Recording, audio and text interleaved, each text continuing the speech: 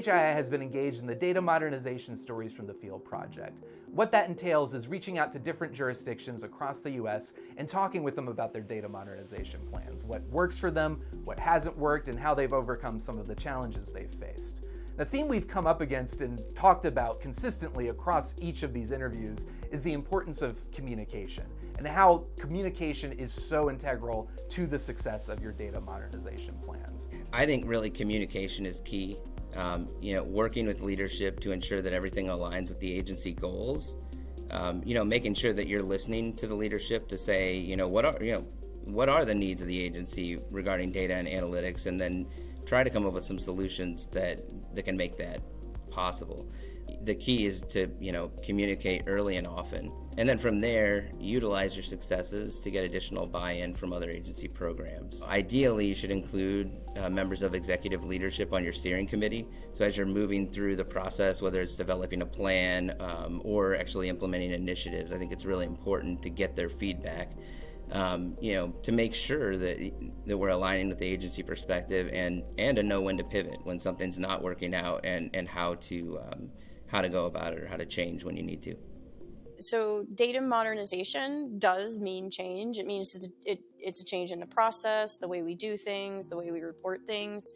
And to anybody, change can be very scary. So there was a little bit of hesitation. That's why it's really important to communicate and engage people from the beginning, because then you bring them along with you and they're working with you, and it's not just a directive that's coming down. So here at Fairfax, to get buy-in from different leaders, a lot of it has to do with communication.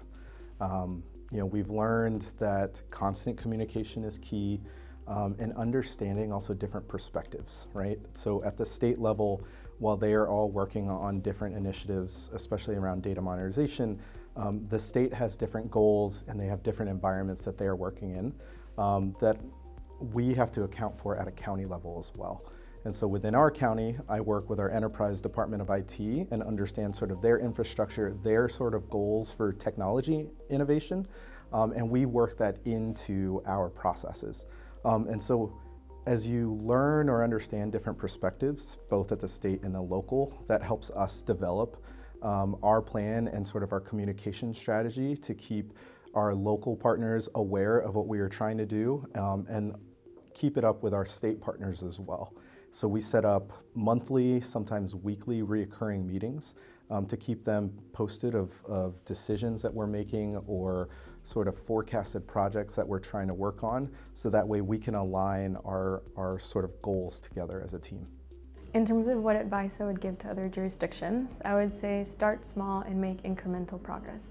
The New York City Health Department has big initiatives that are trying to redesign a lot of the ways that we do things, but then we also have smaller conversations that provide small improvements in day-to-day work. A lot of these changes may be foundational in nature, and some of them are going to require a lot of resources, but others may just be reducing duplicative work by connecting two people that are doing the same work, and they don't even know they're doing it. Or even just closing the gap between two tasks that can actually be automated very easily. So what these interviews show us is that by centering communications, public health agencies can achieve great success in their data modernization planning and strategy.